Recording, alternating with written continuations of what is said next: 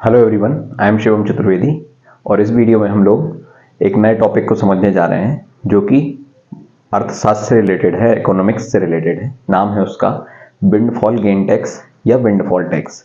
अभी हम पढ़ क्यों रहे हैं? पढ़ इसलिए रहे हैं क्योंकि पिछले 2-3 दिनों में न्यूज़पेपर में आर्टिकल्स आ रहे हैं कि विंडफॉल टैक्स को बढ़ाने की बात कर रही है सरकार।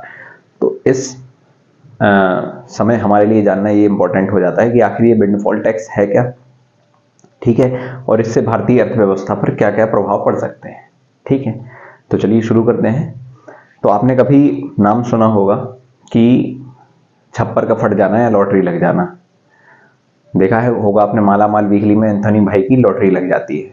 तो वो जो लॉटरी लग जाती है उस लॉटरी पर जो टैक्स लगता है उसी को हम विंडफॉल गेन टैक्स कहते हैं। विंडफॉल यानी कि छप्पर का फटना, उससे होने वाला प्रॉफिट, उससे होने वाला लाभ जो आपको हुआ उस पर यदि कोई टैक्स लगा दे, लगाएगा कौन? सरकार।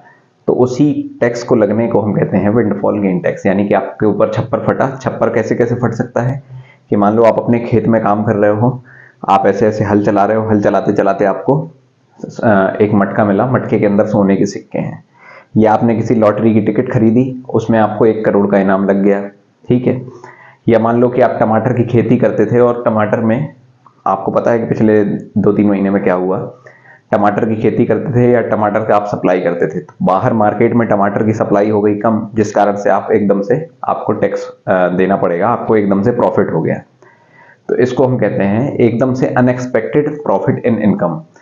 तो देखिए क्या लिखा है, tax which is divide on, tax जो कि लगाया जाता है किसके ऊपर? अनएक्सपेक्टेड गेन ऑफ प्रॉफिट, यानी कि आपके ऊपर जो एकदम से लाभ हुआ आपको। अनएक्सपेक्टेड जो शब्द है वो हमने नहीं निजात किया, वो लिखा हुआ है आपके इकोनॉमी में। ठीक है, तो अनएक्सपेक्टेड गेन हो यदि आपको, उसके ऊपर लगाए जाने वाला जो कर है उसको हम कहते हैं विंडफॉल गेन टैक्स।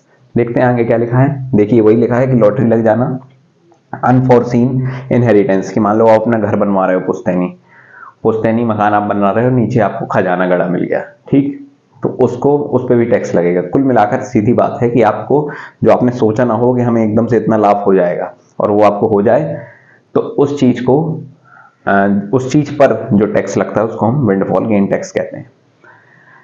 क्या लिखा हुआ और आगे? शॉर्टेज ऑफ सप्लाई लिखा है, rates are above than normal tax. तो जो आपको टैक्स लगते हैं, income tax, direct tax, indirect tax, excise duty और बाकी जितने टैक्स लगते हैं, उनसे इसका जो रेट है वो ज्यादा है। ठीक है, आपको जैसे मान लो इनकम टैक्स कम रेट पर लगता है, ये ज्यादा टैक्स पर लगेगा। क्यों? इनकम तो नॉर्मल है, ये अनएक्सपेक्टेड है। क्या है? वन टाइम टैक्स है। जब भैया एक बार लाभ होगा तो टैक्स भी तो एक ही बार लगेगा, कि आपने एक बार मटका पाया सोने का और सरकार आपसे हर महीने अब टैक्स लेने लगी उसके बदले। नहीं, ऐसा नहीं है, एक बार लगेगा। ये टेक्निकल बातें हैं, ये प्रीलिम्स में आ सकते हैं, इसलिए हमने यहाँ पर लिखे हैं कि आपके सामने लिख देगा कोई it is one time tax, तो ये जो स्टेटमेंट है ये करेक्ट हो जाएगी। Rates are above than normal, ये भी करेक्ट हो जाएगी। अब देखो इसके कुछ लाभ हैं और कुछ हानियां हैं। लाभ क्या है? सबसे पहले तो कि सरकार जो ले लेती है उसका करती क्या है, उससे क्या करती है कि जो हमारे गरीब हैं उनको बांट देगी।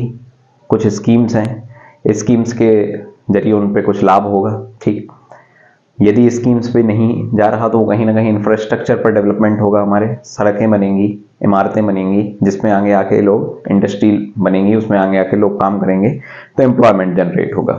तो कहीं ना कहीं सोशल वेलफेयर के लिए काम करेगी सरकार, ये आपसे ये वाला पैसा लेकर। ठीक, ये वाला विंडफॉल गेन टैक्स लिया, उसको या तो किसी स्कीम के जरिए गरीबों का भला कर दिया या फिर कोई इंफ्रास्ट्रक्चर बनवा दिया। उस इंफ्रास्ट्रक्चर में आएंगे जो लोग काम करेंगे, एम्प्लॉयमेंट जनरेट होगा, मजदूर लोग आएंगे, उनको भी सैलरी देंगे। ठीक, इंफ्रास्ट्रक्चर भी बना, कैपिटल गुड्स भी बने और साथ साथ में एम्प्लॉयमेंट भी जनरेट हुआ।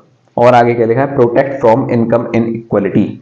तो आपको मान लो कि एक बार किसी कंपनी है, किसी कंपनी को इतना ज्यादा फायदा हो गया या किसी व्यक्ति को फायदा हो गया, तो उससे क्या होगा? इनकम इनइक्वालिटी आएगी। यानी कि अमीर, पहली बात तो उसके पास इंडस्ट्री थी, घर बनवा रहा था जब, तो पैसे तो थे उसके पास। यदि टमाटर बेच रहा था तो पैसे तो थे उसके पास, और उसको एकदम से लाभ हो गया। ठीक, लाभ हो गया, और यदि घर बनवा रहा था तो पैसे थे उसके पास, ऊपर से उसको मटका भी मिल गया वहां पर, तो और पैसे हो गए, तो अमीर और अमीर हो गया और जो गरीब था वो वहीं रह गया। तो ये जो डिफरेंस है, इनइक्वालिटी है, अमीर और गरीब का, पहले इतना था अब इतना हो गया। ठीक है, तो ये ना हो जाए, इनइक्वालिटीज ना आए इसके लिए, इसलिए इसका ये जो पैसा मिलता है इसको इतना से उड़ाकर इसको थोड़ा सा ऊपर उठा देती है सरकार। ठीक है, तो अब कम रह गया ना डिफरेंस। उसके बाद अब देखो एक इसकी हानि भी है, क्या? कि डीमोटिवेट्स इन्वेस्टर्स, ठीक है। अब जैसे कोई कंपनी है उसको लाभ हो रहा है, लाभ हुआ तो जो इन्वेस्टर्स हैं मार्केट में उन्हें लगेगा कि हम इस पे अब अपने पैसे लगाते हैं, अगले महीने में और बेहतर रिटर्न आने की संभावना है। लेकिन यदि उन्हें ये लग जाए कि इनसे तो जितना इनको प्रॉफिट होता है उससे विंडफॉल उठा लिया जाता है, टैक्स ले लेते हैं उससे, तो हम तो जहां लगा रहे हैं वहीं लगा रहे हैं पैसे, इनको नहीं देंगे, क्योंकि हम जो जिस सोच को लेकर दे रहे हैं इन्हें पैसे कि इनको लाभ होगा तो बदले में हमें भी रिटर्न में आएगा पैसा, लेकिन वैसा नहीं, वो तो सरकार उनसे ले रही है। तो कहीं ना कहीं उस कंपनी को, इन्वेस्टर्स को अट्रैक्ट करने में दिक्कतें फेस करनी पड़ती हैं। ये इसका जो कॉन्स है, जो नेगेटिव बात है वो यही है। और एक और आपसे सवाल पूछा जा सकता है इस स्टेटमेंट्स में कि इंडिया क्या पहली कंट्री है जो विंडफॉल टैक्स को लगा रही है?